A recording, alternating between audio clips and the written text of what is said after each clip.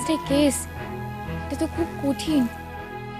আর ওই লোকগুলোই কি বদমাস, কোথা থেকে কি কথা ঘুরিয়ে ইন্দুদিকে আরো ভাসিয়ে দিল। না দেখ বুলটি, কেসটা লড়া ছাড়া তো আমাদের আর কোনো উপায় ছিল না, তাই না? মানে ইন্দুকে ধরে নিয়ে যাবে আর আমরা সবাই চুপচাপ হাত গুটিয়ে দেখে বসে থাকবো? মা, বুলটি ওভাবে কথাটা বলতে চাইনি। দেখো, আমরা সবাই কেয়ার করি বলেই, চিন্তা করি বলেই তো ডিসকাস করছি, তাই না?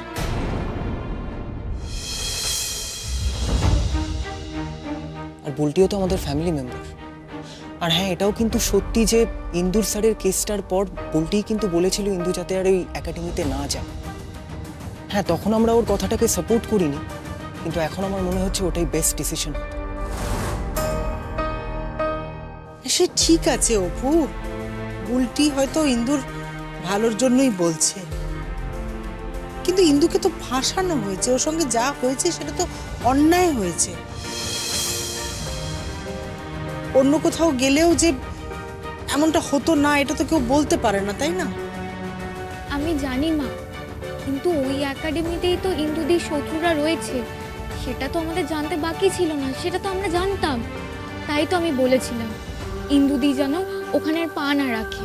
বুলটি, একটা ঘটনা যখন ঘটে গেছে তখন আর এসব বিষয়ে কথা বলে কোনো লাভ আছে কি? তাই তুমি আর কথা বাড়িও না। ইন্দু এইমাত্র শুতে গেছে, ওর কানে যদি এইসব কথা যায় তাহলে ওর মনটা আবার খারাপ হয়ে যাবে। মেয়েটা সারাদিন বাড়িতে একা, এই বয়সী একটা মেয়ে সারাদিন মুখ বুজে বাড়িতে বসে আছে, সেটা সহ্য করা যায় বলো তো? অপু, বলছি তোর সঙ্গে না আমার কিছু দরকারি কথা আছে। হ্যাঁ দিদিভাই, বল না। বলছি ওই ব্যাংকের এটিএম কার্ডটা আর চেক বইয়ের কয়েকটা পাতা আমাকে দিয়ে রাখতো, মানে এর মধ্যে কাজে লাগতে পারে। কেন দিদিভাই, তুই কিসের জন্য টাকা তুলবি? ইন্দুর উকিল আর কোর্ট কেসের জন্য অনেকটা টাকাই লাগবে। কিছুটা টাকা আমি ম্যানেজ করে নেব, বাকিটা ওই আমাদের প্রেসের যে এক্সিজেন্সি ফান্ড আছে ওখান থেকে তুলব। এই রে, এটা তো ভাবিনি। দিদিভাইকে কি বলবো?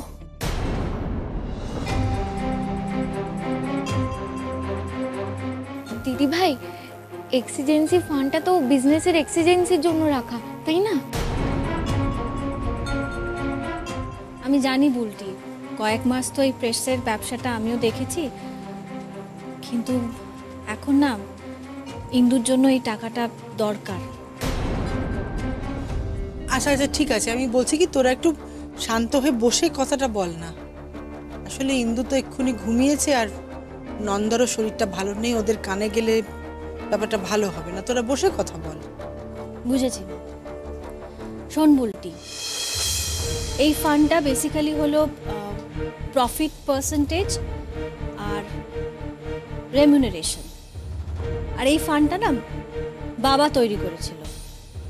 এই ফান্ড থেকে প্রথম বাবা টাকা তোলে যখন কাকুমুনির অপারেশন হয়েছিল, আর শেষবার অনেক টাকা তুলেছিল যখন আমার সঙ্গে বিক্রমের বিয়েটা ঠিক হয়েছিল। আর এই যে প্রেসটা না, এটার অংশীদার কিন্তু কাকুমুনি, পিসিমুনি প্রত্যেকে।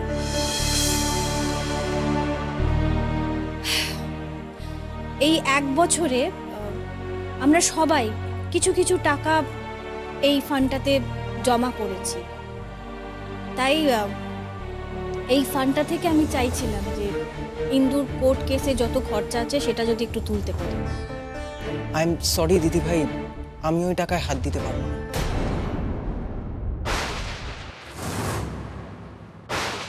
কেন পারবি না? দিদিভাই, তুই তো জানিস বিজনেস এই মুহূর্তে খুব একটা ভালো সময়ের মধ্যে দিয়ে যাচ্ছে না। তোর ফিলোসফিতে বিজনেস করলে তো খারাপ অবস্থা হবেই অপু। বাজে সাপ্লাই দিয়ে কখনো ভালো ব্যবসা হতে পারে না। আমি বলছি যে তুই আমাকে এটিএম কার্ডটা দে, আমি বরং ওই তোর আর বুলটির ভাগ থেকে কোনো টাকা তুলবো না, আমাদের ভাগ থেকে টাকাটা তুলবো, কেমন? না দিদিভাই, তুই যেখান থেকেই টাকা তুলিস না কেন, আমি ওই টাকাতে হাত দিতে পারবো না। আর ওখান থেকে টাকা দিলে সব হিসেব গন্ডগোল হয়ে যাবে। আর এমপ্লয়ীদের মাসের মাইনেও তো দিতে হবে ওই ফান্ডটা থেকে। মানে ওই ফান্ড থেকে মাসের মাইনে দিবি? আমি বুঝতে পারছি না, ওটা থেকে তো মাস মাইনে হয় না। দিদি ভাই বলছি কি, ওই ওই ফান্ডটা শেষ হয়ে গেলে চলবে কি করে বলো? বাড়িতে তো লোকজনও বাড়ছে, তুমি, তারপর নন্দা বৌদি, এখন তো এই বাড়িতেই রয়েছে, তাই না? বুলটি, সব কি বলছো তুমি? কি যে বলছি কিছুই বুঝতে পারছি না, কি করে সামাল দেবো এখন। এটা তো ওদেরও বাড়ি, ওরা থাকবে না এখানে? না কাকিমুনি, আমি কিন্তু ওইভাবে মিন করতে চাইনি, এটা ফ্যাক্ট, তাই আমি বললাম। 1 মিনিট বলতে আমি বুঝতে পারছি না। অপু, তোদের কি হয়েছে রে? ইন্দু তোর একমাত্র ছোট বোন, তুই টাকাটা দিতে পারছিস না ওকে? মানে ওকে সাহায্য করতে পারবি না তুই?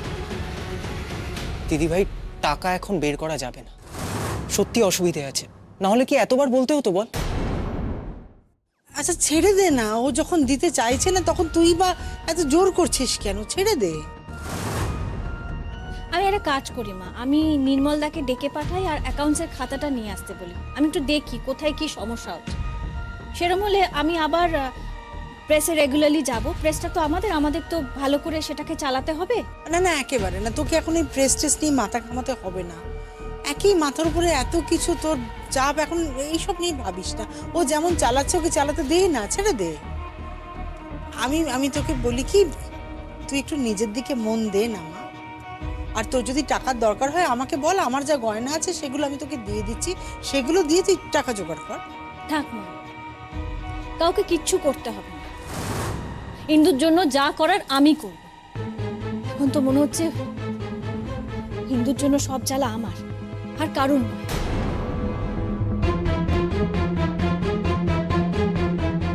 ও আনন্দি, আনন্দি রাগ করিস না মা, আমি সেভাবে উফ, কি যে হচ্ছে এই বাড়িতে আমি বুঝতে পারছি না, আমার আর ভালো লাগে না।